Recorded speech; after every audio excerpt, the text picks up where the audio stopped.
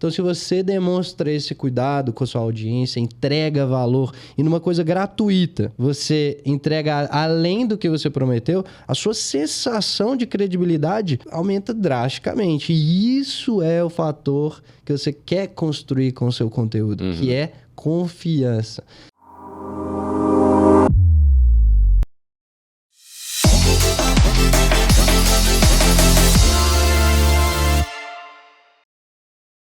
Conteúdo não é mais o rei. Hoje a gente vai falar um pouco sobre esse assunto que é um pouco polêmico para algumas pessoas. O conteúdo ainda é o rei, para nós não. Algumas coisas já vêm acontecendo no universo do marketing digital que vem mudando um pouco a nossa visão, a nossa forma de enxergar isso. E para isso, estamos aqui mais uma vez com o nosso CMO Global, Saulo Medeiros. Mais uma vez, obrigado por estar aqui, meu caro. Eu que agradeço, Mairink. Obrigado a todos. Muitos comentários que temos recebido em nossos episódios anteriores. Muito útil. Continue comentando essa conversa, né, que acontece nos comentários. Nos ajuda a criar novos episódios e trazer conteúdo e informações relevantes aí para o mercado e para todos os marqueteiros desse Brasil. Boa, muito bom. Eu vou começar e eu queria que você falasse um pouco para a gente essa frase famosa, o conteúdo é o rei, veio do Bill Gates na década de 90, né? Exatamente. E muitos avanços aconteceram com a forma de conteúdo, canais e etc. nesse universo do marketing e posteriormente no marketing digital. Então, começa falando um pouco para nós sobre essa mudança e por que nós hoje já temos uma visão um pouco diferente do que nós tínhamos alguns anos atrás com relação ao conteúdo. Muito boa a introdução. Realmente, Bill Gates cravou essa há um tempo atrás, porém, o contexto era diferente. O hábito do consumidor sobre conteúdo era muito diferente. Naquele tempo, raras eram as marcas que, de fato, usavam o marketing de conteúdo para atrair novos clientes e engajar totalmente o seu público. O marketing era diferente. A internet estava explodindo, começando a se proliferar cada dia mais. Mas o importante é que hoje, com o avanço da tecnologia, principalmente a inteligência artificial, tornou a fabricação de conteúdo algo perigoso e até irrelevante em muitos casos. Porque simplesmente pessoas usando os mesmos prompts, a inteligência artificial com as suas limitações ainda, porém a quantidade de conteúdos criados tem tomado proporções exponenciais. Algo que te demorava 4, 5 horas para produzir, que era um processo totalmente humanizado, hoje com 15 minutos você cria 2.000 palavras muito bem criadas e às vezes ferramentas de detecção de inteligência artificial não conseguem perceber de forma assim, muito confiável que aquele conteúdo foi escrito por inteligência artificial. Tá? A tecnologia tem evoluído e hoje nós temos percebido uma outra dinâmica do conteúdo. E as marcas podem aproveitar isso, se elas souberem disso, elas vão ter que agir em algum momento, mas quem fizer esse movimento antes vai sair na frente. Certo. Hoje, os profissionais de marketing eles têm um desafio muito maior, né, do que tinham antes, por essas novas formas e canais de se produzir o conteúdo. Então, queria que você falasse um pouco para nós quais são esses desafios que os profissionais de marketing vêm enfrentando hoje que estejam relacionados ao marketing de conteúdo. Excelente. Há algum tempo atrás, a explosão da criação de conteúdo tornou todas as marcas, de alguma forma, um pouco blogueiras.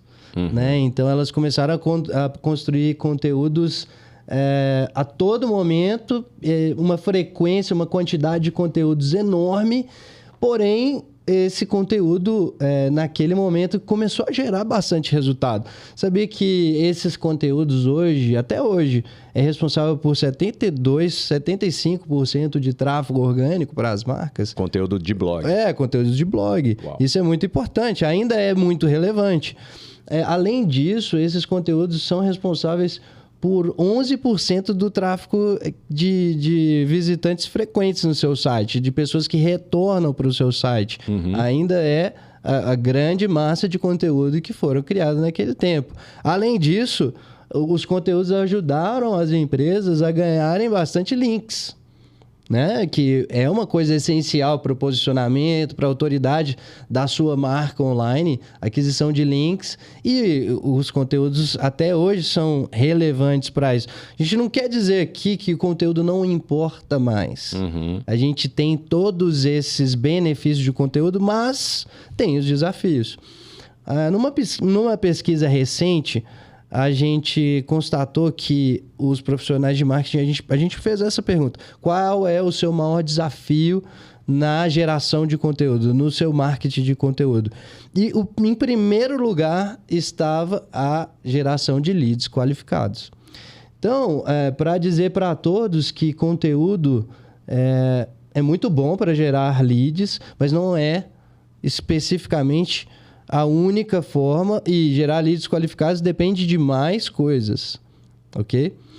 O segundo maior desafio dos profissionais de marketing com relação à geração de conteúdo é justamente encontrar um ROI positivo nessa geração de conteúdo. E aí, muito disso vem na qualidade técnica do site por trás. Muitos conteúdos não recebem nenhum tráfego, a gente já falou isso em episódios anteriores. E às vezes você não consegue sequer ter uma velocidade nessa criação.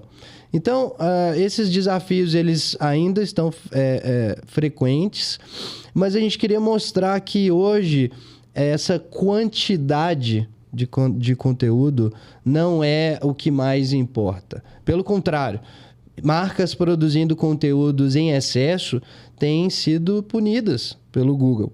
Por quê? Proporcionalmente, a sua quantidade de conteúdo relevante, ela pesa para o Google. Então, se você tem 1000 páginas, dentro dessas páginas somente 100 são responsáveis pela maioria do seu tráfego, as outras 900, elas são literalmente lixo pesando contra o seu site. Qual que é a nova abordagem, então, nesse aspecto? Muito bem. Hoje, a gente precisa de considerar a experiência do usuário, o engajamento com esse conteúdo e a utilidade do seu conteúdo. Esse seria uma nova tendência de todas as empresas criando conteúdo. Tá? A gente já falou da saturação do conteúdo pela inteligência artificial. Agora imagina o seguinte, Mayrin, que se você estiver no mercado aí de advocacia ou então no mercado de contabilidade, se você digitar certos prompts, se eu fizer o uso desse prompt e você também, provavelmente aquele resultado vai ser muito parecido. E se nós dois publicarmos isso no mesmo tempo, na mesma hora, possivelmente não vai ser o conteúdo em si o fator mais relevante para esse conteúdo ranquear ou não. Quais são outros fatores? Por exemplo, a promoção desse conteúdo. Então, simplesmente criar o conteúdo não é o suficiente, mas vamos supor que você promove esse conteúdo para sua lista, promove nas redes sociais, reposiciona esse conteúdo, cria conteúdos short format ou então long format, que ele é um conteúdo que é mais fácil de ser consumido. Então, tudo isso vai ajudar a potencializar o resultado do seu conteúdo. Mas também não somente o fato de promover, mas como que você atrai a atenção das pessoas, mas acima da atenção, depois que você atrai a atenção, como que você retém essa atenção? Porque muita gente tem falado de chamar a atenção, o ativo mais importante do marketing é a atenção.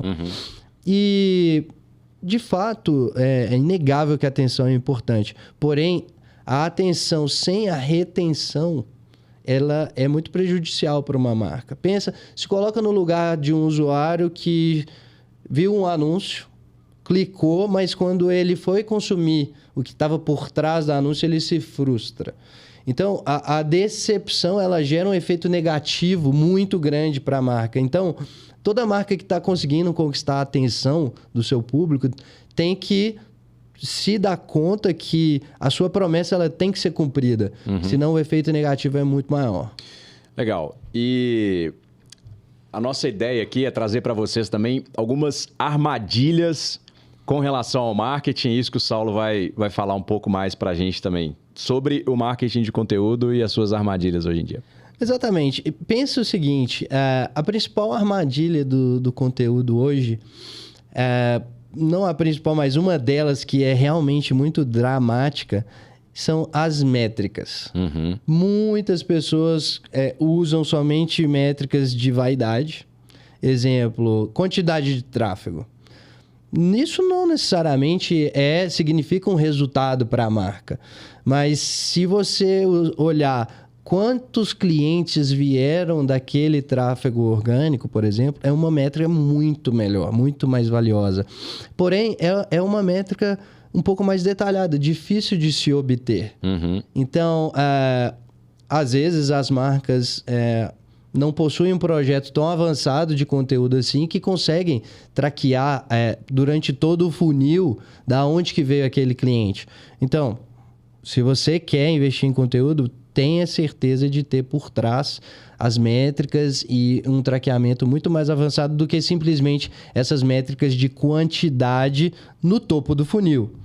Ok? Exemplo de métricas boas, ok? Receita relacionada com conteúdo, brand awareness, ou seja, quanto o seu busca pela sua marca aumentou depois da criação de conteúdos. Deixa eu te interromper e fazer essa pergunta, porque quando você fala de receita gerada por conteúdo, isso brilha os olhos de qualquer líder de marketing, qualquer executivo ou executiva, né? Aquilo que eu estou investindo de dinheiro, de fato, o quanto isso me retorna. É óbvio que nem tudo nós conseguimos mensurar, nem tudo é uma matemática, né? Esse conteúdo mais isso é igual a essa receita diretamente, porque a gente também está falando questão de branding, awareness e etc.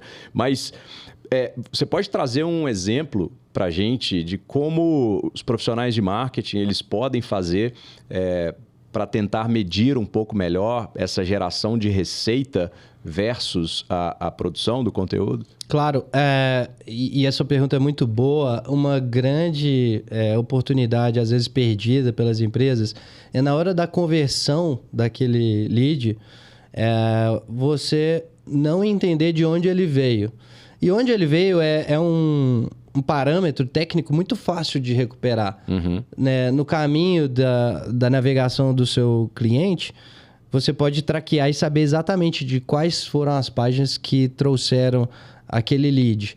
E no seu formulário, se você colocar alguns campos ocultos ali, você consegue usar parâmetros de UTM, por exemplo, na sua URL e capturar isso. Então, assim, por exemplo, dentro do nosso contexto, a gente tem uma inteligência, né, de traqueamento que a gente sabe qual foi a primeira campanha que aquele lead converteu, quais foram as campanhas intermediárias que ele converteu e qual foi a última campanha que ele converteu antes de se tornar um cliente.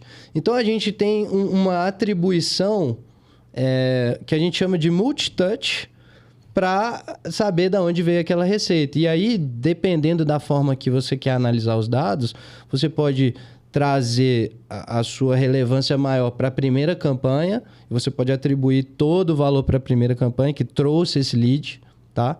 Ou você pode atribuir, é o que a gente chama, essa atribuição é o first touch, ou seja, o primeiro contato. Ou para a última campanha, que é o que a gente chama de last touch. Então, assim, exemplos de uso dessas métricas. First touch para e-commerce é excelente. Você sabe de onde veio aquele lead e se ele comprou, você precisa de fazer mais dessas ações. Um last touch para uma venda mais complexa, talvez seria mais relevante. Porque se você precisa de reengajar aquele lead várias vezes, a sua última campanha, ela faz muito sentido, porque foi aquela campanha que ajudou o lead a converter numa receita. Então, são algumas ideias aí para nossa audiência usar, né, as métricas para conseguir traquear aí de forma útil o que é o retorno sobre o investimento no conteúdo. É legal você falar isso, porque eu quis abrir esse parênteses aqui, porque boa parte das empresas, né, quando conversam com a gente, essa é uma das principais preocupações. Como ter certeza que aquilo que eu invisto, eu consigo entregar para o board um retorno sobre o trabalho. E hoje mesmo, um pouco mais cedo, eu estava com o Nick, nosso VP de vendas dos Estados Unidos, e vendo um pouco do trabalho deles e até o trabalho que você faz nos outros países, incluindo aqui no Brasil também. Isso é muito interessante, né? Como às vezes você tem um lead que converteu há 6 meses, né? E ele teve uma determinada ação. Às vezes você tem um outro lead que converteu há 1 semana e você tem um last touch dele ontem, né? Você precisa saber traquear isso, você precisa entender o comportamento. Também, como o Saulo falou, a origem, qual foi essa conversão, se é uma conversão mais voltada para um aspecto educacional, da pessoa aprender sobre alguma coisa, se é uma geração de lead voltada para um lado um pouco mais comercial, um pouco mais de fechamento de venda.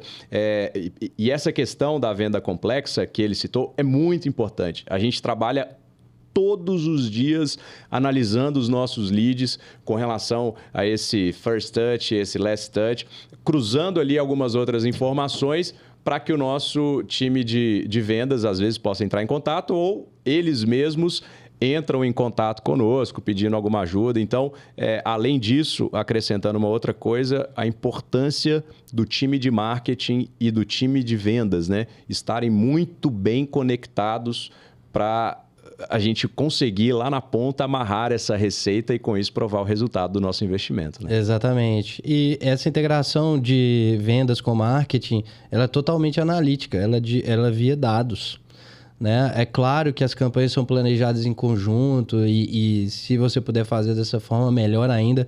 Porém, são os dados que vão permitir você saber que aquelas campanhas funcionam. E aí, lembrando, não é ou uma campanha ou outra. Não é uma campanha de topo do funil ou uma campanha de base do funil para fechamento. Não, todas essas campanhas têm que acontecer simultaneamente. E você vai medir tudo ao mesmo tempo. Então, por isso a importância de uma rede de tracking super otimizada, principalmente agora com o Google Analytics 4, né? Isso se tornou ainda mais possível, um pouco mais difícil, um pouco mais técnico, porém, é essencial para todas as marcas. Boa. Então, eu dei um parênteses aqui para a gente falar dessa geração de receita. Você estava falando sobre as métricas que nós precisamos, então, perseguir, né? Então, relembrando vocês, a gente está falando sobre algumas armadilhas. O Saulo disse sobre algumas métricas que são importantes da gente seguir. E aí você estava falando sobre a parte do awareness. E aí continua falando um pouco para a gente sobre essas métricas que realmente fazem sentido. Outra métrica que faz muito sentido para a marca é o quanto ela está educando o mercado a favor do produto que ela vende, né? A favor da lógica de pensamento que ela faz. O Neil Patel, né, e toda a sua reputação foi construída em cima disso. Nós, basicamente, ajudamos a educar o mercado sobre marketing de conteúdo, sobre, não somente isso, vários itens do marketing digital. Exemplo, redes sociais, anúncios, anúncios não só no Google, mas também nas redes sociais, anúncios fora das redes tradicionais. Então, assim, educar o mercado faz todo sentido no ponto de vista de marketing de conteúdo. Então, se você está fazendo isso, você está indo no caminho certo. E entenda que outra métrica super importante é você analisar a lealdade do seu tráfego.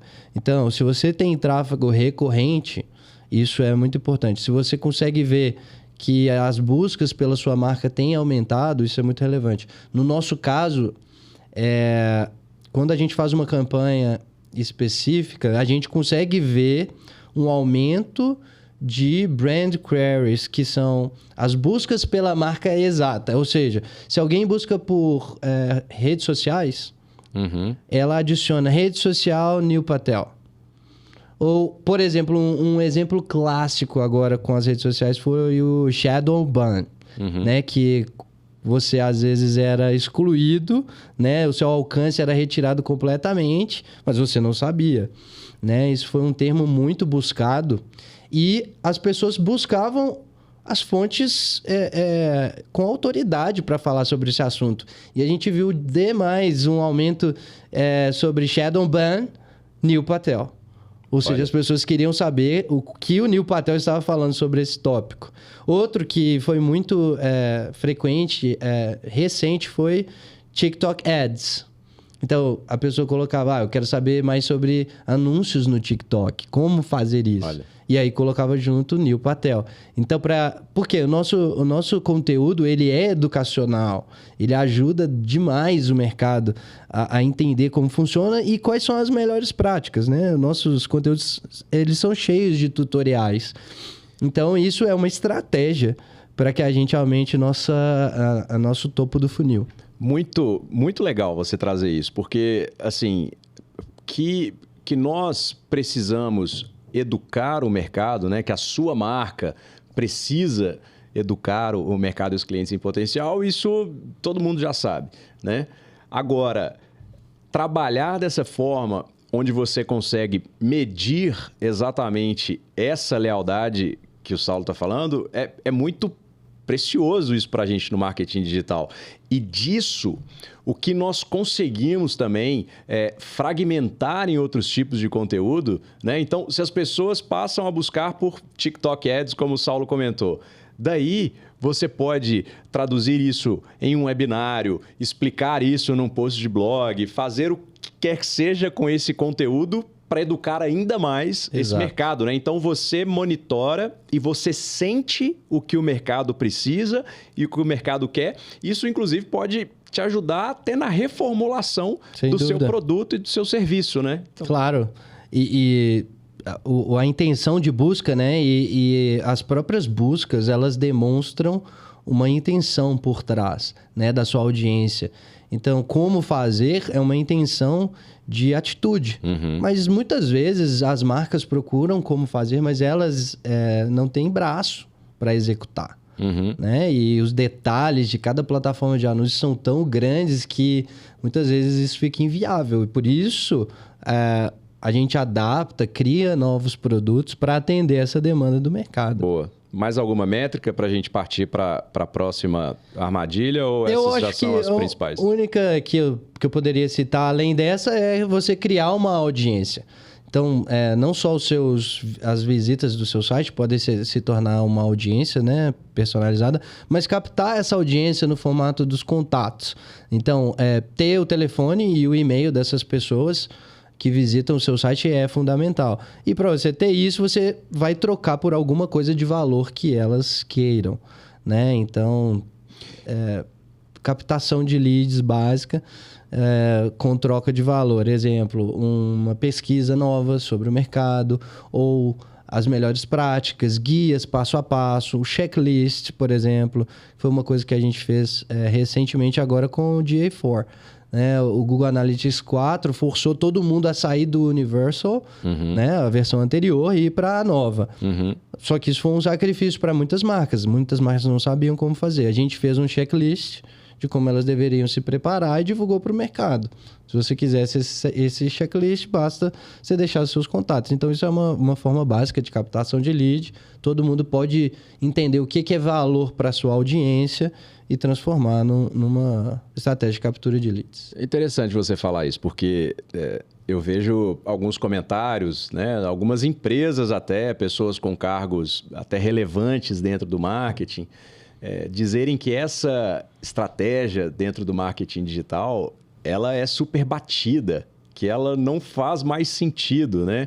Hoje, você atrair um usuário para poder captar o lead, captar aquela informação em troca de alguma coisa. Mas o que o Saulo está dizendo é muito importante, porque além de existir, ela continua fazendo todo sentido na nossa estratégia de marketing digital e de todos os clientes também que a gente atende, né? Então, crucial isso que você está dizendo. Se o que você gera for com muito valor, aquilo vai fazer sentido. Vai. Né? Essa mudança do GA, outros pontos também que nós levantamos, usando diversas ferramentas, fazendo pesquisa, análise de mercado, e a gente solta isso para as empresas. Né? Poxa, a gente gastou horas e horas de consultores, sêniores fazendo essas pesquisas e nada mais justo, né? Para alguém que queira dar uma olhada também e a gente captar essa informação. Então, isso continua fazendo muito sentido. Muito sentido. E para as pessoas entenderem o valor disso, quando alguém baixa um material seu, a expectativa é grande na entrega. Então, eu falei isso no início, que é você manter a sua promessa.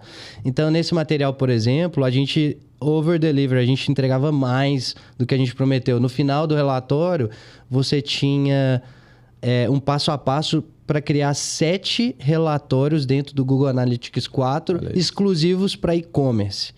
E era um passo a passo detalhado de como você criar relatórios super úteis para você manter, né, a saúde do seu e-commerce usando o GA4. Mas a gente não tinha promovido isso.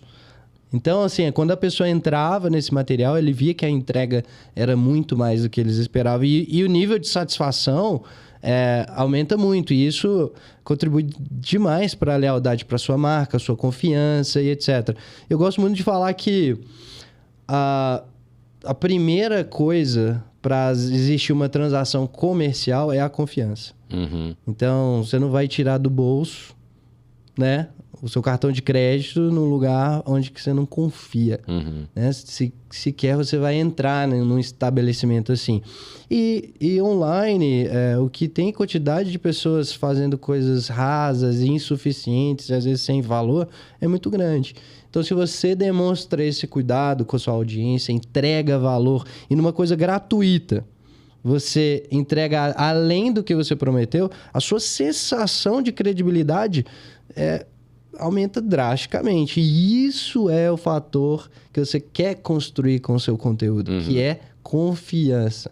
Depois da confiança, mais 2 elementos para você fechar uma venda, né? A primeira é você ter o e-mail da pessoa. Dificilmente você vai fazer um negócio online sem um e-mail. Na verdade, eu já fiz esse desafio para alguns episódios aí. Se você procurar qualquer e-commerce no Brasil, se alguém achar aí, por favor, coloca nos comentários aí. Se você achar algum e-commerce hoje que consegue fazer uma transação sem pegar o e-mail da pessoa, você me fala, coloca aqui e eu vou citar esse e-commerce aqui para... Mas se você for Magazine Luiza, Mercado Livre, Submarino, Booking, qualquer um desses, você não consegue se você não der o e-mail. Mesmo que você não crie conta, tem alguns e-commerces que usam até o guest, né? Que é a conta de convidado. Sim. Mas a única coisa que você precisa de colocar lá é o e-mail. Então, confiança e e-mail já é mais do que meio do caminho andado. E por último, é a intenção. Lógico, alguém que precisa de querer te dar o dinheiro. Né? Então, essas 3 componentes aí para todas as marcas ficarem atentas. Procurem, coletem o e-mail das pessoas. Isso é primordial para a transação. Segundo, a confiança. E terceiro, a intenção. Maravilhoso. Dicas práticas, muito estudo, muita análise. Então, a gente falou aqui da primeira armadilha, que é com relação às métricas. E agora a gente vai para a segunda armadilha, que é com relação ao keyword gap. Fala para a gente, o que é isso? Durante muito tempo, a criação de conteúdo foi baseado em palavras-chave, o que ainda faz sentido, ok?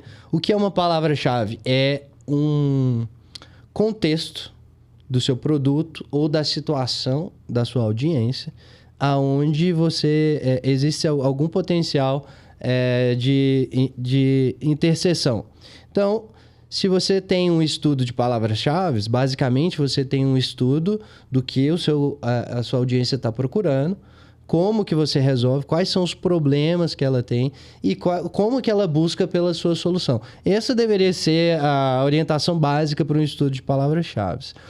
Porém, muitas marcas usam o keyword gap, que é a diferença de palavras-chave entre os seus concorrentes, para criarem a sua estratégia de conteúdo. Então, basicamente, eu pego um relatório das palavras-chave que a Neil Patel posiciona e eu pego do outro lado um relatório das palavras-chave que a HubSpot posiciona, por exemplo. A gente compete para alguns termos. E aí, simplesmente eu ver do lado dos meus concorrentes as palavras-chave que eles posicionam e eu não posiciono, me dá um sentimento de que eu preciso de estar presente ali naquele lugar. Mas, de fato, esse gap não necessariamente é uma coisa ruim. E se você construir sua estratégia baseada num gap, né, que é essa diferença, né, dos posicionamentos, você pode estar indo para um lugar onde que não existe nenhuma receita. Olha só. Você pode estar indo para um lugar onde que aquele tráfego não traz nada de bom. Então, a nossa orientação pro Keyword Gap verifique de verdade se você precisa daquele tráfego, se você precisa daqueles termos, se aquilo de fato é útil para a sua audiência tomar decisão. E se não for, não vá por esse caminho de vaidade de que o meu concorrente posiciona e eu não. Isso é um grande perigo e não é útil para o seu marketing, não é útil para a sua geração de receita. Bom, então, o que você está dizendo, é importante frisar, tem 2 tipos, né, de análise de concorrência que a gente precisa fazer. O Saulo citou um exemplo da HubSpot, que não presta o mesmo serviço que nós prestamos, mas, obviamente, nós olhamos, e você como marca, como empresa também, você precisa olhar o seu concorrente com relação ao seu produto, ao seu serviço. Isso é bastante óbvio, não precisava nem falar. Mas acompanhar também em todo o tempo o que as empresas ou blogueiros, blogueiras, o que quer que seja, estejam competindo com você no Google, né? Às vezes você tem um competidor no mecanismo de busca, no Google, no YouTube, etc., que não vai prestar o mesmo serviço que você. Então, o grande pulo do gato que o Saulo está trazendo aqui, que é muito interessante, é que você precisa tomar muito cuidado com relação a essas diferenças, porque não necessariamente essas diferenças vão trazer dinheiro para você. Veja bem, isso é uma mudança muito importante, porque até um certo tempo a gente também observava uma quantidade grande de sites que trabalhavam para preencher esses gaps, que trazia tráfego, mas, de novo, juntando com o que a gente estava falando lá, né, da importância do lead qualificado que você falou, da importância da conexão com o time comercial que você falou, você tem uma curva no seu tráfego e você, eventualmente, os seus leads qualificados de marketing, eles não sobem, né? E, às vezes, Exatamente. você está usando uma estratégia errada e equivocada. Isso pode ser uma armadilha para você. Fascinante, cara. Muito bom. E agora a gente vai falar sobre a próxima armadilha, o volume da palavra-chave. Exatamente. Volume de tráfego para palavras-chave também é uma métrica importante no seu planejamento, na sua estratégia de marketing. Porém, volume não é tudo. Esse volume de tráfego, normalmente, não está necessariamente atrelado com lucro. E aí eu estou falando de vendas e etc. Então, não adianta nada você ter uma palavra-chave com milhões de buscas por mês, se aquilo não converte para você em leads e em receita. Porém, é importante você usar isso a seu favor. Entenda quais são os volumes que você queira trabalhar. Exemplo, não adianta nada você só focar o seu marketing em palavras-chave com pouco volume. Porque isso tira um pouco também da sua presença, né? Do seu awareness. Então, se você está educando o mercado, busque sim palavras amplas, com grande volume. Exemplo, a palavra SEO. É uma palavra que tem um volume gigantesco. Ela traz, de fato, muitos clientes para a gente? Sim, relativamente, a gente não pode negar a importância desse termo. E por isso é um termo que a gente vai atrás e busca estar sempre bem posicionado, né? Para a palavra SEO. Mas tem outros termos que, por exemplo, branding é uma palavra-chave com um tráfego gigantesco, mas esse não é simplesmente o nosso serviço principal. Então, não necessariamente a gente fica muito preocupado de estar posicionado para esse termo ou não. Então, entenda qual é o seu core business e vá atrás dessas palavras-chave, mesmo que elas tenham grande volume. Mas não fique somente aí. Vá descendo no funil, você vai ver. Quanto mais baixo, quanto mais próximo da venda o seu cliente está, mais termos ele usa na busca.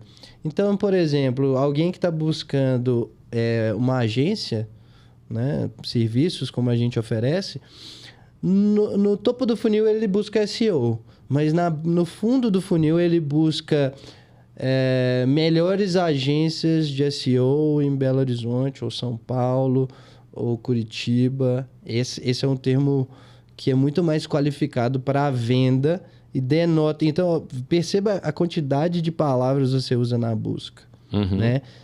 Comparação é um outro tipo de busca que é super qualificada para intenção de transação, ou seja, de que tenha relacionado com uma venda ali. E provavelmente, se você estiver posicionado para uma busca que resolve um problema, você pode colocar a sua solução junto, que isso vai ser relevante para o seu mix de marketing. Muito bom. Estou gostando. Próxima armadilha, a gente vai falar um pouco sobre frequência, meu caro. Exato. Na criação de conteúdo, né, principalmente no marketing de conteúdo, durante muito tempo pregou-se a frequência de conteúdo como sendo primordial. E, de fato, postar frequentemente ajuda o seu cliente a entender um pouco mais sobre o seu negócio, educar o mercado, etc. Mas se você analisar a quantidade de conteúdos que geram tráfego no seu site e a quantidade de conteúdos que geram clientes, você vai tomar um susto. E você vai ver que frequência, para o último indicador, né, que é receita, não necessariamente é uma coisa principal. Então, o que você precisa de ter sobre a sua estratégia de conteúdo desde que você esteja promovendo algo super relevante para a sua audiência, vale a pena incluir no seu calendário mensal. Se você tiver simplesmente publicando para tentar cobrir um gap ou por causa de um volume daquela busca, não necessariamente isso deveria estar presente. Você tem que aliar isso com os interesses da sua audiência e o interesse da sua marca. Então, antes de publicar um conteúdo, eu acho que todas as marcas deveriam fazer algumas perguntas, que é o seguinte: primeiro, esse conteúdo entrega valor? Se ele entregar, já é um ponto positivo. Então, ele deve ser considerado. Outra coisa, esse conteúdo tem algo de único? Porque o que tem de quantidade de gente só copiando quem está na primeira posição é incrível. Então, ele tem que ter coisas únicas. Outra coisa esse conteúdo é engajador? Se ele tem itens que geram engajamento da sua audiência? Se tiver, melhor ainda. Se não tiver, cuidado. Esse conteúdo, ele é fácil de ler? É outra coisa que vai, assim, totalmente a favor da experiência do usuário.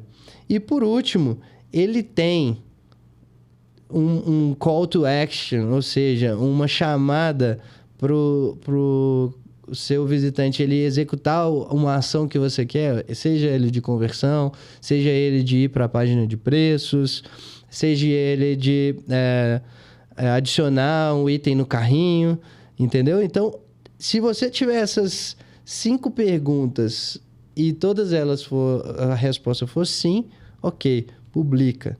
Porque hoje, se você está buscando gerar audiência com seu conteúdo, ele não basta que ele seja bom. Ele tem que ser incrível, ele tem que ser amazing. Isso é que vai fazer sentido para você ter uma estratégia de conteúdo.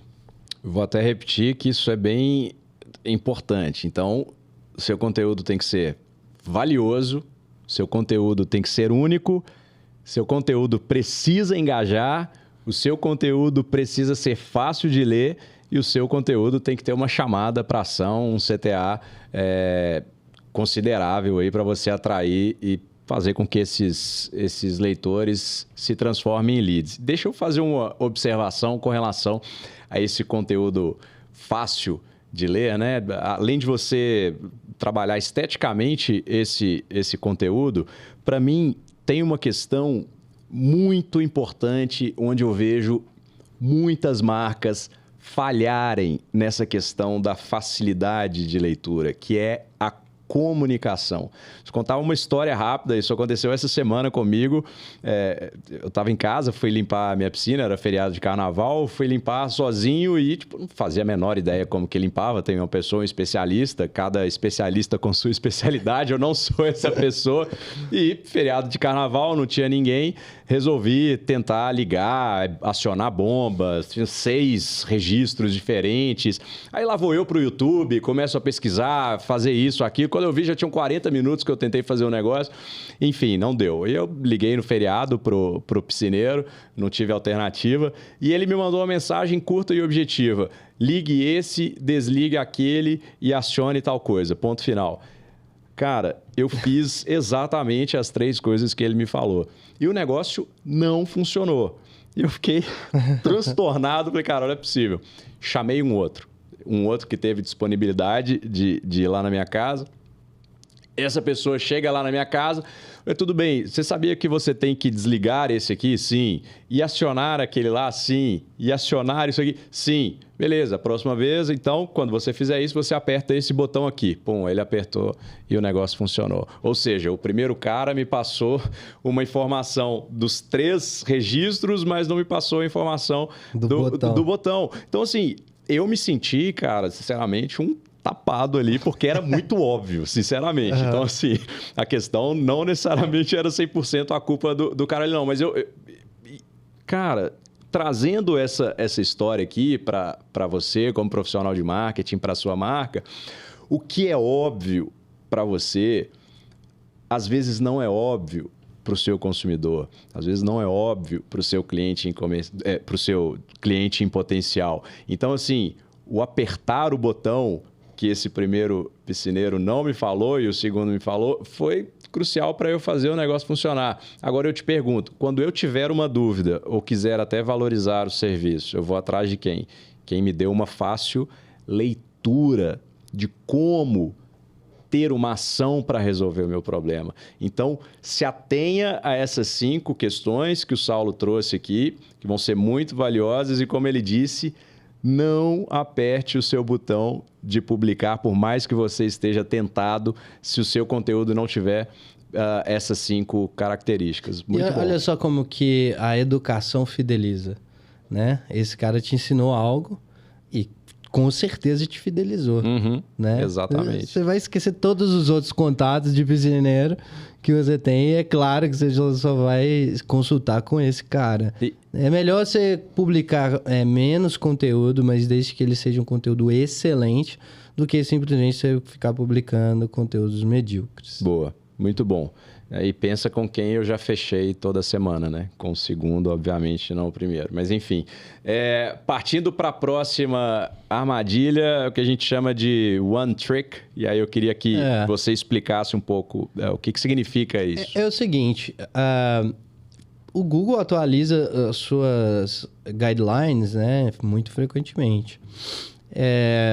E os seus executivos, os executivos do Google, eles recebem perguntas nas redes sociais o tempo inteiro sobre itens de SEO, itens de posicionamento, itens de relevância e etc. Então, vira e mexe, alguém solta algum detalhe importante sobre o algoritmo do Google, né, que é justamente um foco, né, de muitas empresas, é entender o que é relevante para o Google para que eu ajuste a minha estratégia de acordo com isso, para eu ganhar uma visita gratuita, sem ter que pagar aquele tráfego orgânico chegar para mim. E aí, o que acontece demais é a gente receber pedidos de ajuda porque o Google falou uma determinada coisa e aquilo imediatamente faz com que aquela empresa imagine que toda a estratégia que eles estão fazendo atualmente não funciona e eles precisam daquele item específico e somente aquilo vai resolver todos os problemas. Que, de fato, não é uma verdade, isso é uma grande armadilha. E o mais interessante ainda é que, muitas vezes, o Google volta atrás em certas decisões.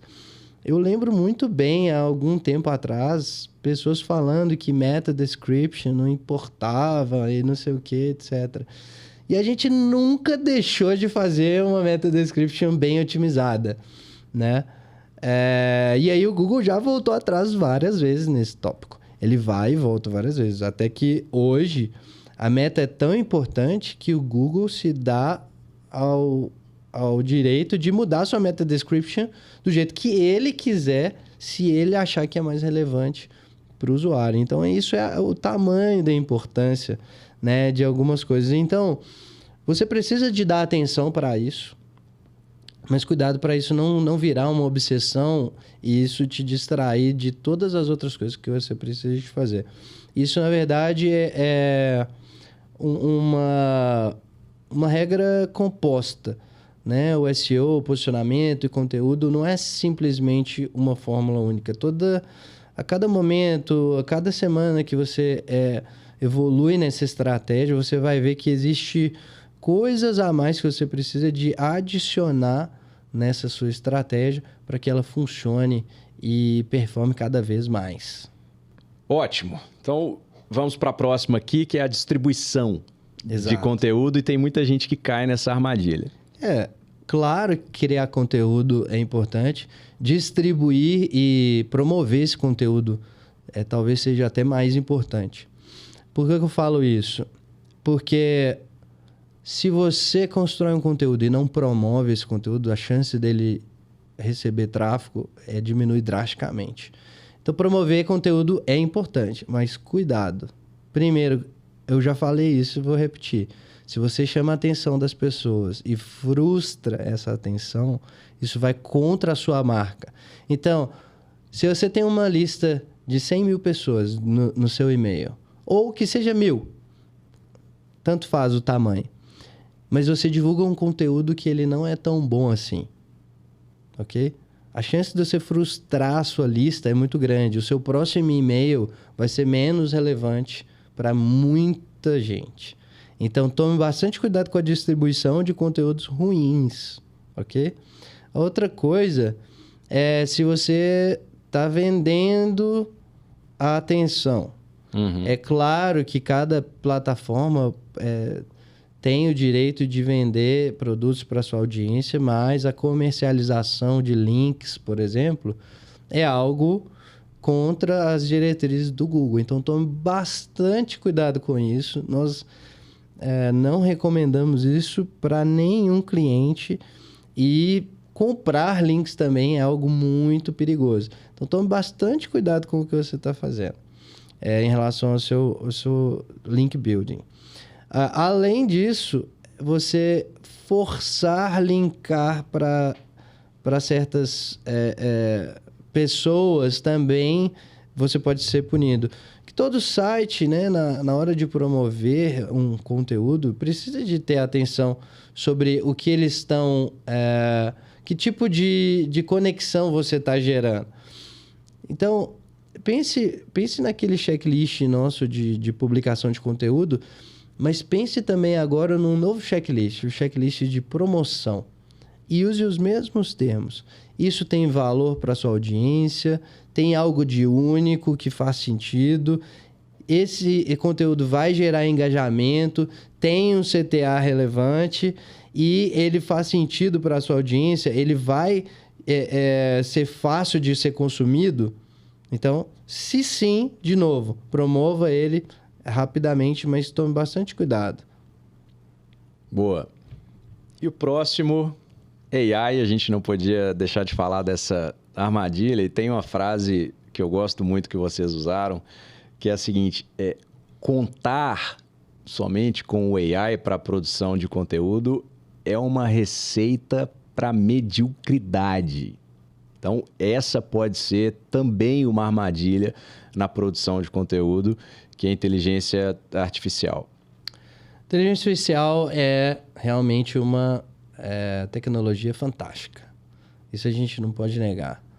Se você pedir a inteligência artificial e der contexto para ela, e elaborar bem o prompt, e gastar um tempo ali mastigando aqueles resultados, né, do conteúdo gerado por inteligência artificial, você realmente consegue um conteúdo de boa qualidade para vários nichos.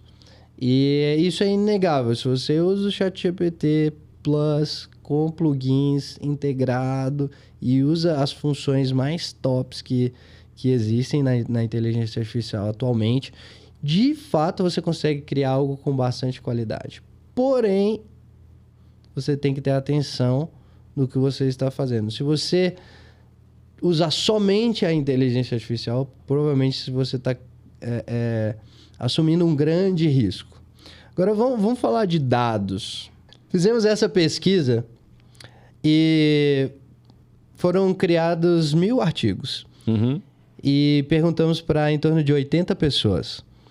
Depois que elas lerem uma quantidade de artigos, né, que foi apresentadas pela nossa equipe, se elas interessariam em saber se aquele conteúdo foi criado por uma inteligência artificial ou por pessoas, por seres humanos, né? E foi muito impressionante os resultados, que em torno de 30% das pessoas falaram que não se importavam com isso. Não estavam nem aí, desde que o conteúdo fosse útil para elas, 30% não se importavam. Ok? Uhum. Porém, 61% dessas pessoas falaram que preferiram conteúdos se eles fossem criados por seres humanos. Então, em algum momento, essa informação vai ser bem útil para todos nós, porque a diferença de um conteúdo escrito por pessoas e escrito por inteligência artificial está ficando cada vez menor. E tem um fato bem interessante, algumas empresas têm usado de ferramentas para identificar se aquele conteúdo foi escrito por inteligência artificial, mas é muito importante você entender que essas ferramentas, elas são muito longe de conseguirem, de fato, analisar um conteúdo e saber se eles realmente foram construídos por uma inteligência artificial ou não. Inclusive, existem pessoas na internet ensinando a inteligência artificial a escrever um pouco mais humanizado, com certos termos, com certas linguagens que não seguem a gramática perfeita, etc.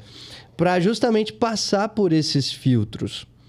Então, por que eu estou falando isso? É porque a gente vai chegar num momento do uso da inteligência artificial que vai ser muito difícil de distinguir o que é criado por inteligência artificial ou humanos. E algumas regulações podem entrar em vigor exigindo que as marcas classifiquem o conteúdo e coloquem se em algum momento eles usaram inteligência artificial naquele ativo de marketing ou não. Então, eu tô trazendo isso porque o uso da inteligência artificial ele vai ser muito benéfico, acho que para todos. Isso vai aumentar a produtividade, vai aumentar certos fatores até de qualidade, eu diria, porque você pode pedir que aquele texto seja corrigido, você pode pedir que a mesma frase seja formulada de um jeito que seja mais fácil de ler, ou seja, tudo isso pode aumentar a qualidade. Porém, existe o risco das pessoas usando somente inteligência artificial cair nessa armadilha de quantidade versus qualidade. Eu queria uma opinião sua sobre isso, porque a gente estava até falando sobre isso nos bastidores, antes dessa gravação.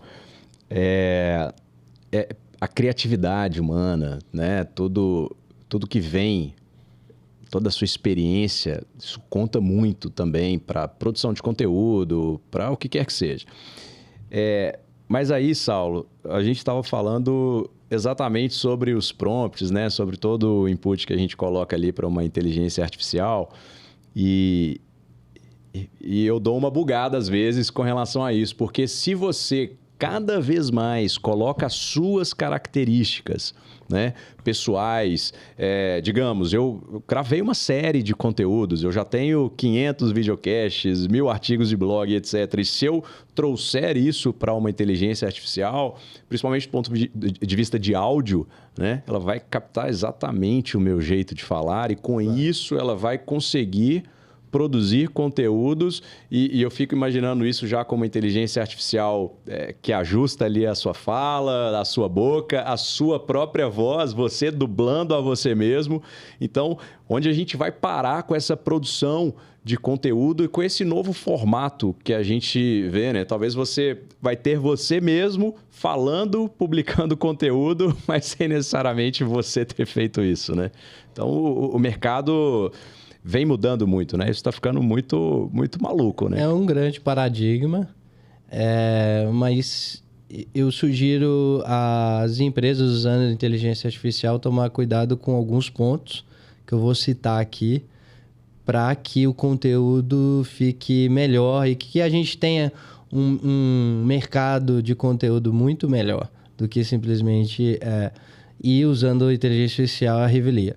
Podemos ir nesses pontos? Maravilha, porque a gente não traz só as armadilhas, obviamente a gente não traz aqui só os problemas que a gente percebe e é importante trazer também para a gente dar a dica para vocês do que vocês precisam reajustar dentro da sua estratégia, a sua operação de marketing digital, mas a gente quer falar dessa nova abordagem, né? Dessas mudanças que vem acontecendo e principalmente orientar vocês, profissionais de marketing, sobre o que fazer e como fazer com relação a essa nova abordagem do conteúdo, né? Se você está utilizando inteligência artificial, primeira coisa, corte o blá blá blá que a inteligência artificial coloca. Se você pede para escrever um texto, você vai ver a quantidade de enrolação que ela coloca nesse texto. Isso é péssimo. Isso é algo genérico, muito fácil de ser excluído. Preste atenção nisso. A outra coisa coloque uma experiência humana, coloque um item de autoridade, que isso seja da sua marca, do seu especialista, de uma vivência, algo que a inteligência artificial não teve e não seria capaz de criar sozinha. Você pode até pedir a inteligência para te ajudar a formular isso de uma maneira correta, mas coloque a sua experiência.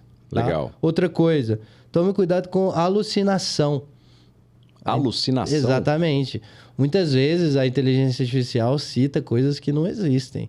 Ela inventa dados, ela inventa causas jurídicas que foram ganhas, mas na verdade não foram. Ela inventa números de leis que nunca existiram ou que não tem nada a ver com o contexto. Então, isso que a gente chama de alucinação na inteligência. Muito cuidado, cheque todos os fatos que eventualmente venham para o seu texto. Ótimo. Cuidado para você não criar coisas que simplesmente você está repetindo conteúdos. Então, traga coisas únicas para o seu conteúdo. E se você tiver alguma dúvida se aquele conteúdo é bom ou não, gerado pela inteligência artificial, não faça uma avaliação pessoal. Coloque isso dentro de um comitê. Coloque isso dentro de um grupo de pessoas para avaliar aquele texto antes dele ser publicado, ok? Porque isso vai te mostrar coisas que às vezes você não tinha pensado e que são um grande risco para a sua marca.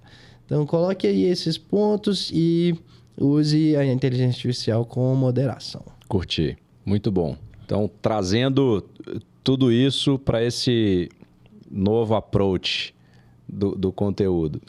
Ao invés de você criar uma estratégia de marketing centrada no seu conteúdo, o que você precisa de fazer é centrar a sua estratégia no seu usuário, ok? Foco na audiência e na experiência dessa audiência deve ser a nova regra para o marketing de conteúdo.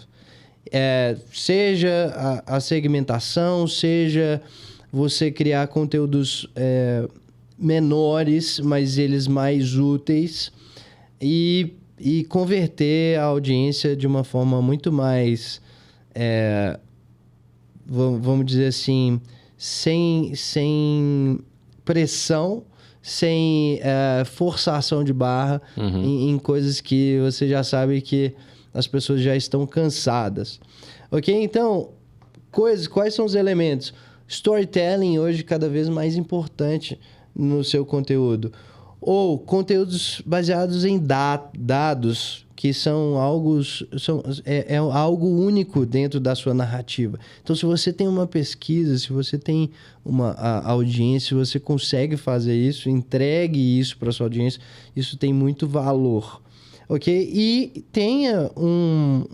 use os seus canais para criar uma estratégia integrada. O seu conteúdo que sai no seu blog, se ele é relevante, desdobre ele para as redes sociais. Se ele continua tendo mais engajamento, aproveite disso e transforme em campanhas um pouco mais elaboradas. Tá? Que não somente uma campanha de conteúdo, mas uma campanha seja de aquisição, seja uma campanha de branding, seja uma campanha de relacionamento. Então, para você melhorar, ampliar o seu approach no conteúdo. Abrindo parênteses aqui com relação ao storytelling, eu também vejo algumas pessoas dizendo que tem um pouco de dificuldade de trazer, seja para as marcas ou às vezes alguém que tem uma marca pessoal, como trazer realmente histórias que fazem sentido, histórias obviamente verdadeiras, mas também convertedoras e que de fato chamem a atenção dos clientes em potencial, né? E tem uma coisa que me ajudou bastante, e eu faço isso direto agora, e você também pode fazer, e principalmente relacionado à marca e à empresa que você trabalha, pensa no seu dia a dia. Quando você sai de casa até a hora que você volta, cara, tem muita história que aconteceu aí.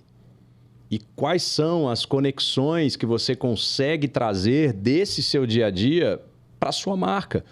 Então, por exemplo, eu trouxe aqui o aspecto do piscineiro, né? E, cara, se eu não tivesse usando isso como um método para mim, e hoje isso já é extremamente natural, mas se isso lá atrás não fosse um método para mim, eu nem ia lembrar dessa história. Mas ela fez todo sentido aqui com relação a eu falar sobre uma facilidade de se aprender, nesse caso foi um conteúdo falado ali, né? Então, como você pode usar o seu dia? Anote cada situação, cada contexto. E hoje também, com a inteligência artificial, você pode também usar um chat GPT para poder colocar e falar, cara, aconteceu isso no meu dia, como você acredita que isso se aplica a tal situação? E ele também pode te dar alguns insights e algumas ideias. Inclusive, Mairim, que é importante relembrar que não somente as marcas têm utilizado a inteligência artificial, mas o próprio Google tem transformado a página de resultados de busca e você já vai ver isso já está acontecendo. Um dos primeiros resultados de busca já não são mais sites. Ele é uma resposta gerada pela inteligência artificial utilizando os sites de referência. Então, é tão instantâneo, tão rápido e tão avançada essa tecnologia que hoje o Google está respondendo muitas respostas sem que as pessoas tenham que entrar nesses sites, ok? Muitas pessoas têm visto isso com bastante receio. E aí a gente tem algumas dicas, né? Algumas técnicas que as pessoas devem usar no conteúdo para que ele seja usado como referência nessas respostas geradas pela inteligência artificial. Né? Esse termo SEO, ele tem se transformado um pouco agora com as respostas geradas pela inteligência artificial. Claro que esse termo SEO é um termo cunhado no inglês, né? Search Engine Optimization, e a evolução desse termo também foi cunhada no inglês, né? Que é o Generative Search Optimization. Então, é o GSO ou então GEO, Generative Engine Optimization. Ou seja, é as pessoas otimizarem os seus conteúdos para eles serem citados pela inteligência artificial. E, recentemente, a gente fez um estudo para ver quais eram as coisas mais importantes, quais são os fatores de ranqueamento no Generative SEO, ok?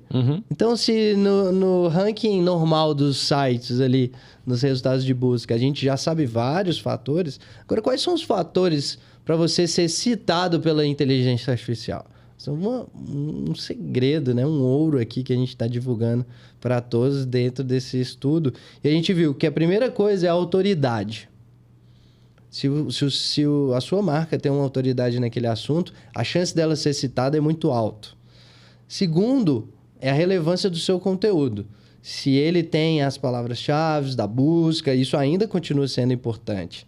Outra coisa é se aquele conteúdo é citado por outras fontes. Então, como que o Google sabe disso? Se você recebe um link, significa que você foi citado. Então, se você foi citado, isso é importante. Agora, existe algo ainda mais relevante do que simplesmente um link. Se alguém usa um trecho do seu conteúdo, isso ainda é muito mais valorizado. Ou seja, é o que a gente chama de quotes, né? Quotes é tipo aquela frase que alguém cita e a gente fala, né? Então, uma outra coisa é se o trecho do seu conteúdo ele entrega valor. Então, cada parágrafo, cada explicação que você está colocando, ela deve ser tão importante para os usuários que o Google usa isso como complemento, né, dessa resposta. Se você usa termos técnicos, isso também é muito útil na avaliação do Google. Porque se você sabe os termos técnicos, presume-se que você consegue ir fundo naquele conteúdo. E se você tem estatísticas significantes para aquele contexto. Exemplo, você está falando de marketing, você tem estatísticas de marketing que você consegue colocar no seu conteúdo, isso é super relevante.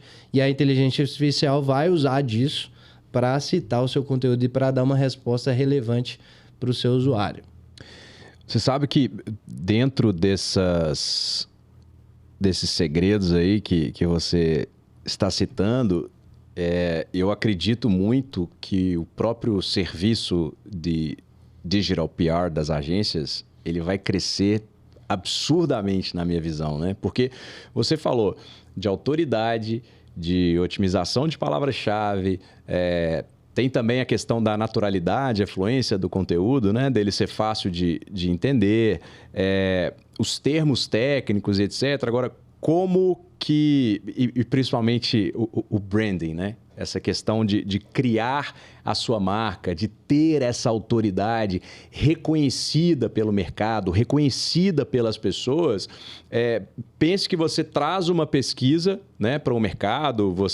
Claro, você tem que ser bom e tem que saber fazer o negócio. Então, não necessariamente isso vai ser para todo mundo.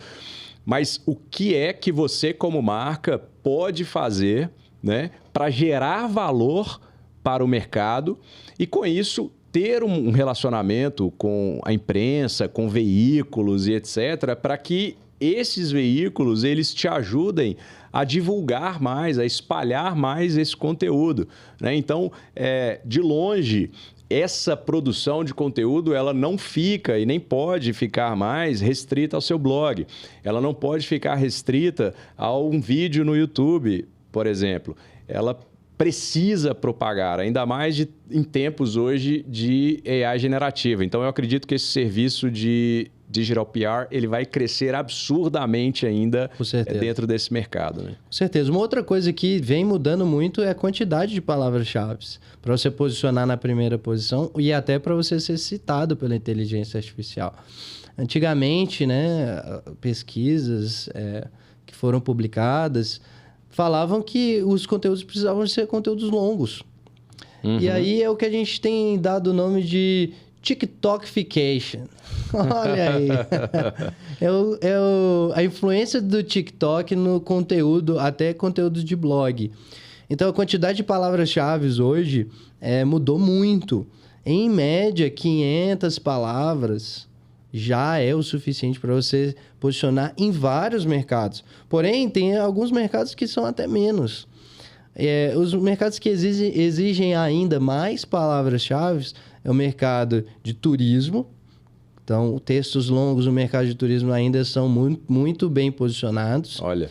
Texto é mercado de tecnologia, então textos sobre reviews, sobre produtos, como fazer, tutoriais de tecnologia.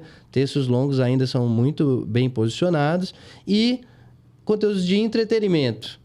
Então, poxa, a gente tem vários exemplos aí, mas os conteúdos de entretenimento longos, eles têm engajamento.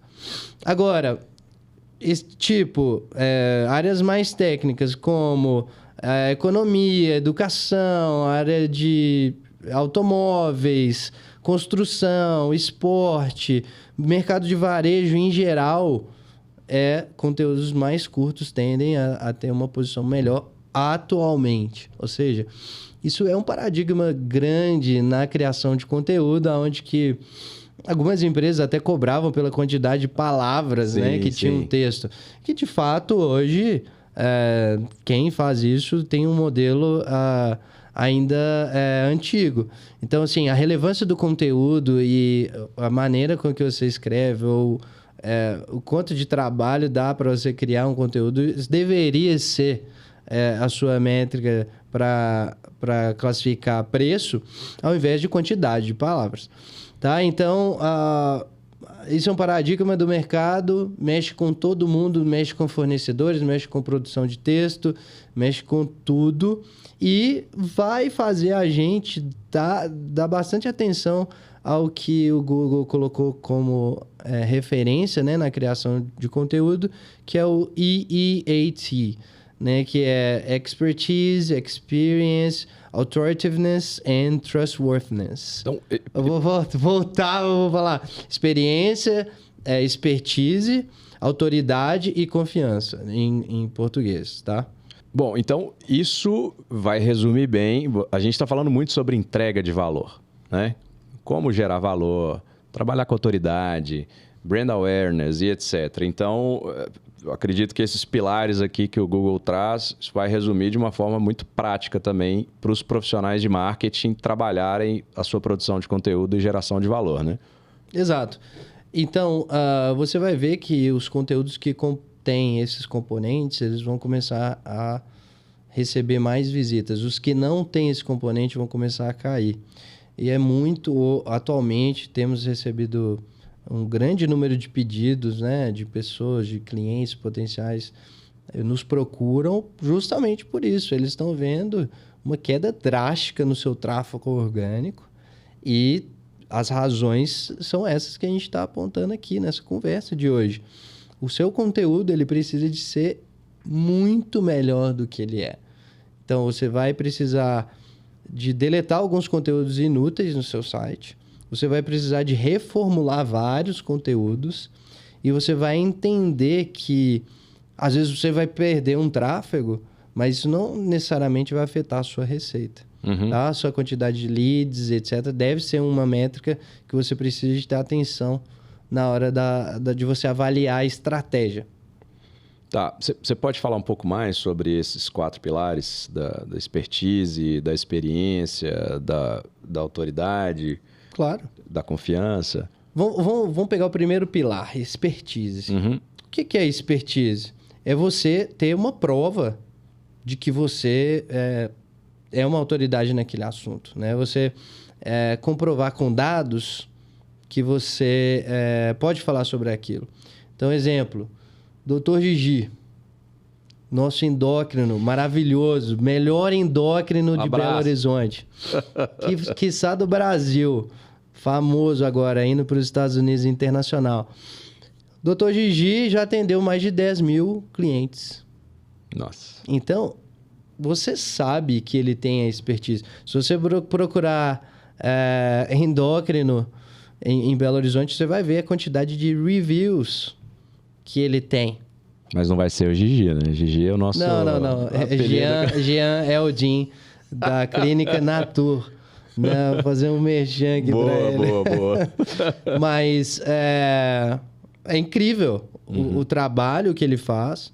Então, como que um conteúdo sobre endocrinologia pode competir com alguém desse calibre? Então, se o Dr. Gigi começar a criar conteúdo, né, e ele já está fazendo isso, o conteúdo dele vai ser imbatível. Claro que imbatível é muito forte, mas nesse pilar ele é muito bom. Ok? É claro, se ele criar um conteúdo ridículo, outros fatores vão ir contra ele. Mas se ele criar um conteúdo bom, e aí vamos colocar de expertise, agora vamos para a experiência. Ok? É que você tenha no seu texto fatos e dados e histórias reais sobre o que você está falando. Então, um tratamento com antes e o depois...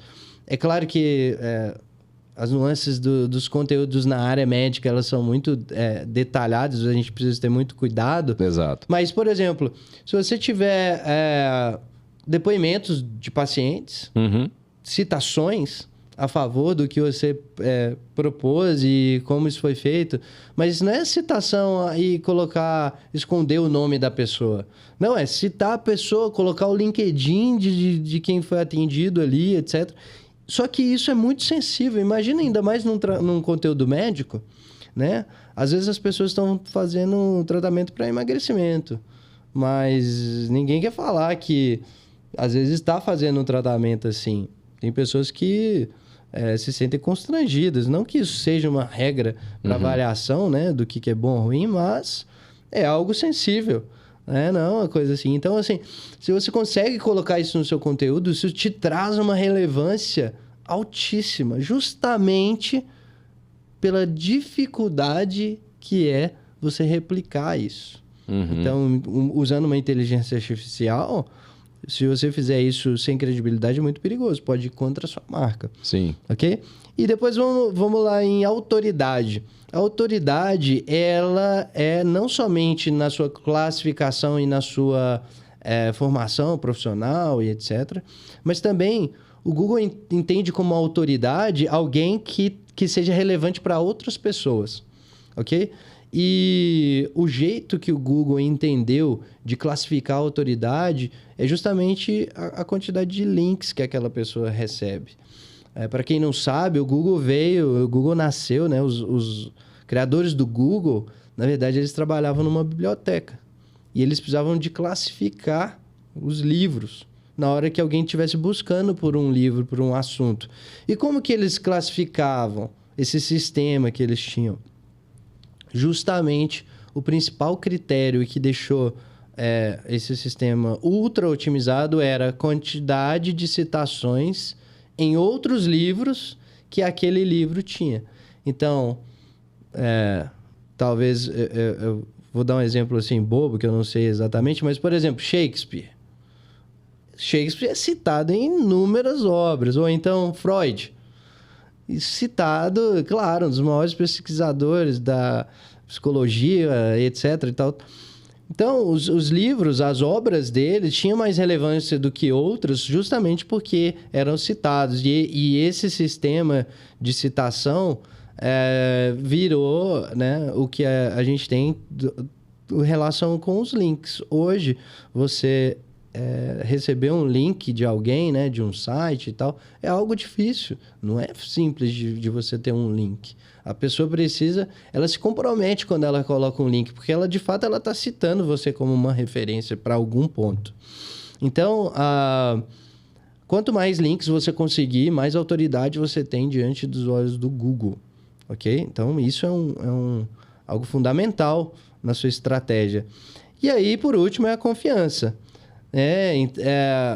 Se o Google é muito sofisticado, ele consegue validar certos pontos do seu conteúdo, ele compara o seu conteúdo, ele usa as suas fontes, ele verifica se aquilo ali faz sentido. E se ele vê que alguns pontos estão incongruentes ali, ele pode te punir, ok? Exemplo, se sua rede de links ela foi construída, né, se ela não parece natural para o Google, ele vai te punir por causa disso. Se o seu conteúdo duplica outro sem citar fontes, o Google sabe, ele pode te punir por isso.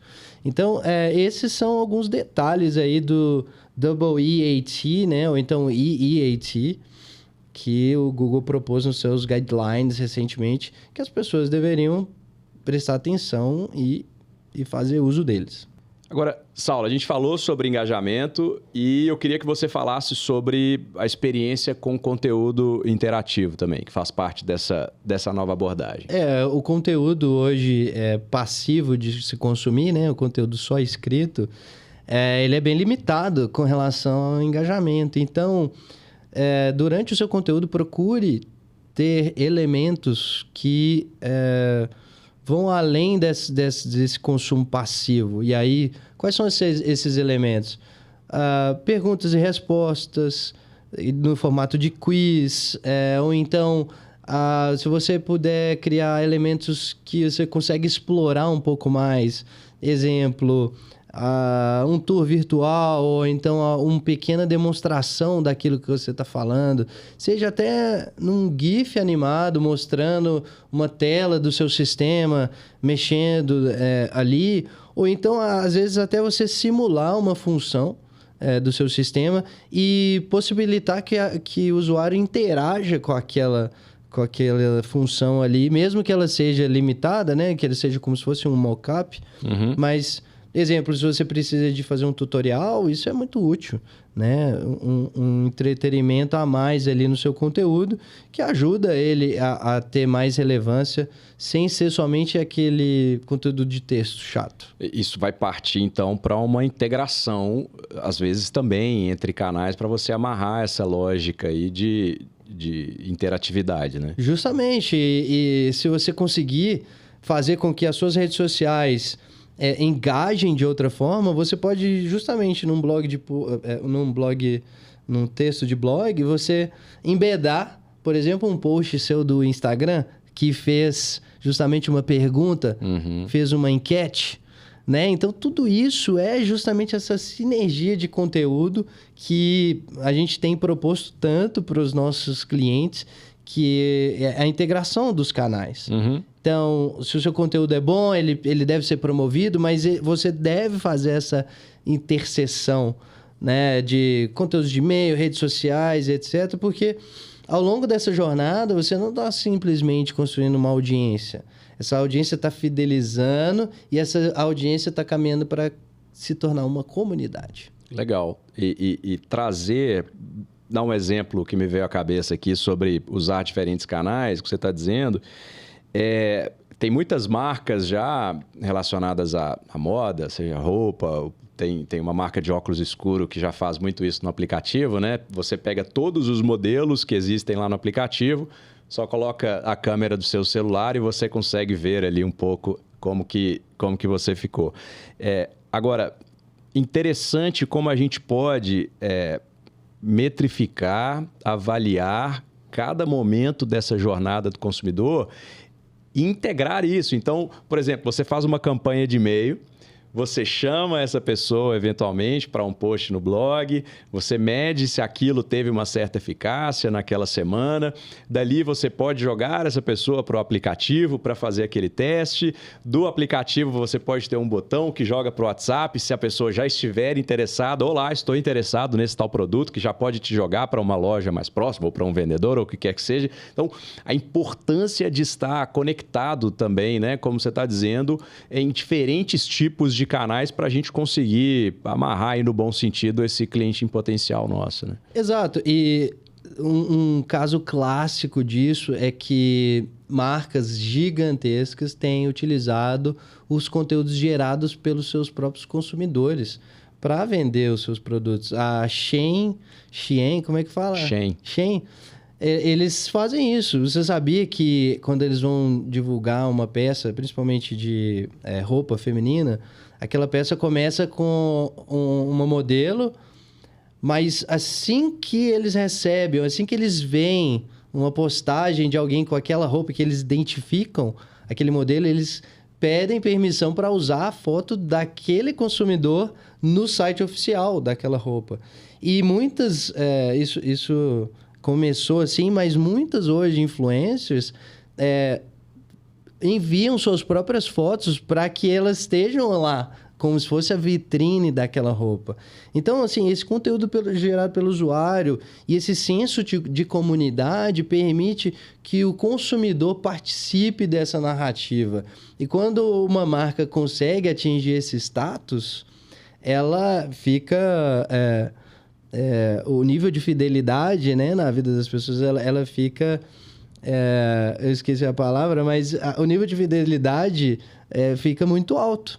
Então, sempre que você quiser procurar onde comprar, você vai procurar por aquela loja. Né? E vai muito além de um like, né? No Instagram, alguma coisa assim. Exato. Essa interatividade hoje ela precisa ser cada vez mais presente nas marcas. Isso, né? E existe um componente psicológico nessa dinâmica, é que você confia muito mais em outras pessoas do que nas marcas. Você confia nas pessoas.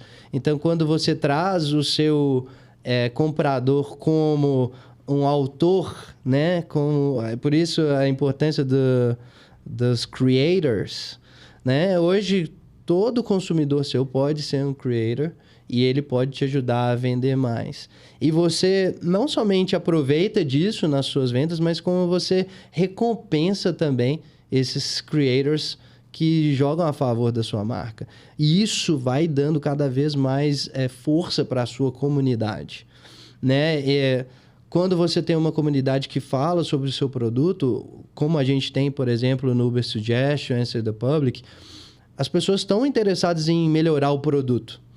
E a gente escuta aquilo e desenvolve funcionalidades, às vezes, que não estavam no nosso roadmap inicial, mas que entraram justamente por causa dessa conversa. Então, ouvir e aprender com a sua audiência é algo que somente uma marca que possui esse valor, né, de comunidade consegue. Então, por exemplo, alguns e-mails que a gente envia, né, semanalmente, muitos deles têm um pedido que as pessoas não somente cliquem nos links, mas que elas respondam esse e-mail. E a nossa lista tem mais de 1.500.000 pessoas. Uau! E a gente recebe milhares de e-mails de resposta e nós analisamos e lemos todos eles, sem contar os que o Neil Patel pessoalmente responde. Ele responde àquela pessoa. Então, assim, o sentimento de comunidade não é simplesmente um produto, ele é real. E você conseguir fazer isso, você conseguir desenvolver uma estratégia de conteúdo que permita isso, eleva demais os resultados que você pode ter com a sua marca. Muito bom. E somos prova disso, que o Neil Patel responde os seus e-mails, que graças a Deus ele respondeu o nosso e-mail em 2015, quando nós começamos a operação no Brasil e aí espalhamos pelo mundo. Foi uma resposta... Um caso clássico. Um caso clássico que o Neil Patel responde os seus e-mails. Hoje a operação do Brasil começou com uma resposta, né, num desses e-mails. Exato. Muito bom. Isso aí. Muito bem lembrado. Bom, e como a gente gosta também de trazer muita parte prática, dentro dessa nova abordagem de conteúdo, Saulo, quais são algumas ferramentas, alguns recursos que os profissionais de marketing eles podem lançar a mão para essa nova abordagem de conteúdo? Eu vou colocar agora, eu vou expor uma estratégia que está sendo utilizada atualmente pela nossa marca NP Digital no mundo inteiro e Neil Patel especificamente tem utilizado com bastante sucesso, ok? Gostei. Então, olha só, a primeira coisa que a gente faz é a gente testa ideias. Para que uma campanha seja bem sucedida, primeiro você tem que tentar tirar todos os riscos e encontrar o maior potencial, né? Qual ideia tem maior potencial de dar certo? E um lugar muito fácil de conseguir um feedback imediato do seu cliente real, o seu cliente potencial real, são as redes sociais. Então, o que a gente faz de posts nas redes sociais para testar ideias, as pessoas às vezes não se dão conta disso, mas não somente posts com tráfego orgânico, às vezes a gente cria anúncios para ver qual daquelas ideias tem maior engajamento em certas audiências. E aí, esses anúncios têm comentários, esses anúncios têm engajamento, têm likes, têm cliques, e a gente usa isso como métricas para entender qual ideia de campanha faz mais sentido para o mercado naquele momento. Então, use as redes sociais para testar suas ideias.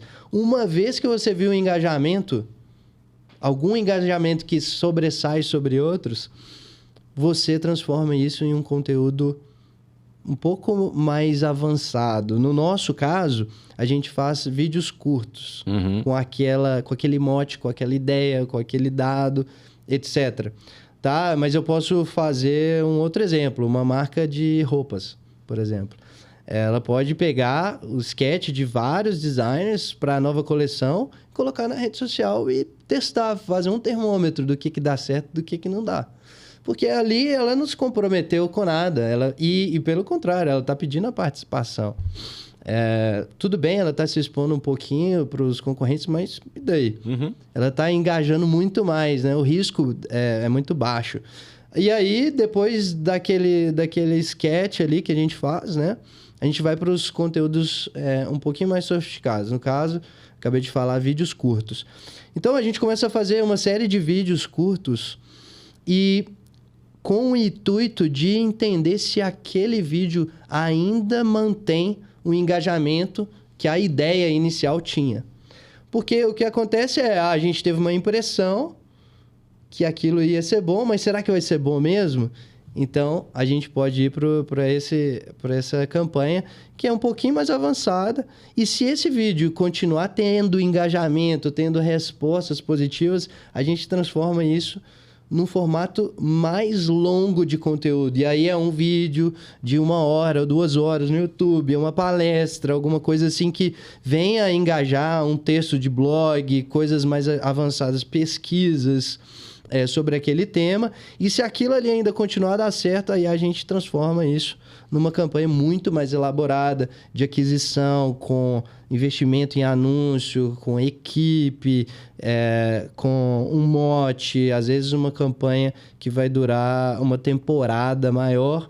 E essa campanha pode ser, se ela deu certo nos Estados Unidos, a gente expande ela globalmente. Então, ela vai para o Brasil, vai para a Índia, Austrália, Europa inteira, e todos os 20 países que a gente cuida. E essa é a fórmula de sucesso. Então, você ter ao seu alcance essa capacidade, hoje que todas as marcas têm, principalmente não só para quem tem muitos seguidores, mas para quem não tem, utilize dos anúncios para alcançar audiências que você ainda não tem como seguidores. Então, você hoje tem tudo que você precisa para utilizar uma estratégia vencedora assim, mas lembrando, tente mitigar os seus riscos lá no início, enquanto ainda é uma ideia. É muito pior caso você crie toda uma campanha, mas que ela não tem apelo e ela não tem impacto para o seu público, e que acontece demais. Muitas marcas, elas chegam nesse momento. Mas é claro, o que eu estou te dando, mostrando aqui para todos, é uma fórmula que a gente tem utilizado. Ela é super barata de fazer e super eficiente de fazer. Desde que a gente começou a utilizar esse modelo, as nossas campanhas têm dado o dobro de retorno do que davam antes. Ok? Então, para a gente entender, hoje quem é o rei não é o conteúdo. O rei de verdade é o nosso cliente, a nossa audiência, e como que eles engajam vai modelar o jeito que a gente faz o marketing. Cara, pessoal, vocês vão escutar esse conteúdo umas 3 a 5 vezes, e essa parte principalmente, porque assim, eu também sou uma testemunha viva disso, vou ter que contar, mas enfim, o Nil é um cara muito ativo, né? Isso já dá para perceber. A gente falou que ele responde vários e-mails, ele produz conteúdo de blog até hoje, grava muito vídeo e etc. Enfim, mas ele participa ativamente ele se informa de uma forma que eu nunca vi igual, o tanto que ele se informa, se conecta, conversa com pessoas do mercado, pessoas que têm expertise em indústrias completamente diferentes. E eu me lembro direitinho quando ele ligou para o Saulo, né? Eu estava do seu lado, ele falou, Saulo, vem para cá. E chamou o Saulo para ir lá para Los Angeles, para eles pensarem o marketing, pensarem as estratégias, pensarem como também, obviamente, a gente pode melhorar as estratégias, né, dos nossos clientes. Então, assim, o que você entregou aqui é ouro, né? E você usou uma palavra muito importante, porque tem muito profissional de marketing gastando muita grana. E essa grana ela está diminuindo, né? Esse orçamento de marketing não necessariamente aumenta em todas as empresas com o passar dos anos. Eu não vou nem falar da inflação. Então, assim, uma forma muito interessante, 2 pontos que me chamaram muita atenção. Primeiro, é o investimento disso, que ele vai ser bem menor, né? Se você for levar em consideração, vou criar um mote de uma campanha, vai ser algo ultra complexo, a gente vai soltar para o mercado para depois metrificar cada canal e etc. Não. A gente começa de uma forma contrária. E outro ponto super interessante, na verdade são 2 em 1 aqui, são os testes, né? Você testar constantemente, ter um dinamismo aí naquilo que você vai oferecer para o mercado. E o outro ponto fundamental é você ouvir a sua audiência, o seu cliente em potencial o tempo todo, né? Então, quando a gente vai fazer, às vezes, um webinário exclusivo, dedicado para os nossos clientes, ou quando a gente vai fazer um webinário aberto e chamamos ali profissionais, etc., esse já é um passo e nós demos vários passos antes para escutar o próprio mercado e aquilo que eles querem. Não só ouvir, mas às vezes a gente até adapta o nosso tipo de serviço dentro da realidade do mercado. E é isso também que as marcas precisam fazer. Né? E com posse de dados, você consegue sentar numa mesa para discutir um orçamento e muitas vezes você aprova um orçamento maior do que tinha, porque você mostra esses dados. Algumas campanhas que nós fizemos aqui, elas receberam tanto engajamento prévio do lançamento delas, que quando chegou no grande momento, a gente dobrou o orçamento de marketing que a gente tinha. Justamente porque a gente viu que o retorno daquilo estava quase certo, porque a gente já tinha testado tanto. Então, isso permite com que as marcas reavaliem certos orçamentos e, de posse desses dados, esse é o melhor material que você pode levar para uma reunião na hora que você estiver defendendo o orçamento. Claro que nem sempre isso vai ser a realidade de todas as empresas, mas quando você tem um ROI positivo, né? Um ROI de engajamento positivo, isso são excelentes sinais para que você tenha também um ROI financeiro positivo. Então, às vezes, não é a questão de não ter mais dinheiro. É a questão de provar para o CEO, para o board, para o CFO, que aquilo faz sentido dentro da sua estratégia. Né? Exatamente. Muito bom, maravilhoso. Bom, então, está mais do que comprovado que hoje o conteúdo não é mais o rei. Né? Exatamente. Muito bom. Bom, pessoal, chegamos ao fim aqui de mais um NPcast. Muito obrigado por vocês estarem aqui conosco e a gente também queria escutar de vocês se tem alguma estratégia, alguma ação de marketing que você vem fazendo, como tem sido a nova abordagem dentro da sua estratégia de marketing digital. Então, nós adoraríamos escutar de você também. Saulo, mais uma vez, muito rico o que você traz, muito interessante trazer pensamentos, estratégia, mas alinhado com muita prática. Então, valeu, meu caro, mais uma vez. Eu que agradeço. Obrigado, Mairink. Obrigado a toda a nossa audiência. Quem chegou até o final aqui, deixa um like, deixa um comentário aí especial e a gente valoriza todos vocês.